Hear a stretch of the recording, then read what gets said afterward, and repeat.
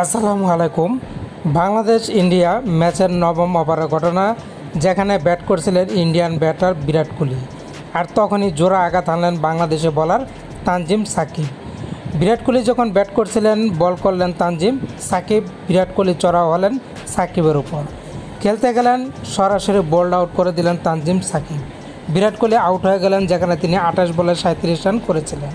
এর পরের বল 4 মারলেন প্রথমে ব্যাট করতে নামা সূর্যকুমার যাদব, কিন্তু তানজিম সাকিব কিন্তু দমবার পাত্র নয়। পরের বলেই সূর্যকুমার যাদবকে ফেরত পাঠিয়ে দিলেন তানজিম সাকিব, যেখানে তিনি বল করলেন এবং উইকেটের পিছনে দাঁড়িয়ে থাকা লিটন কুমার দাস ক্যাচটা ধরে নিলেন।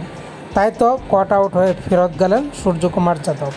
ভারতীয় শিবিরে জোড়া আঘাত হানলেন তানজিম সাকিব, আর এতে করে ভারতীয়দের রানের চাকা কিছুটা হলেও কমে গেছে, যেখানে কিন্তু তারা দুর্দান্ত শুরু করেছিল। তানজিম সাকিব যেভাবে বল করে যাচ্ছেন, তিনি যদি আরও ভালো বল করেন, হয়তো আরও চাপে ফেলতে পারবেন ভারতকে।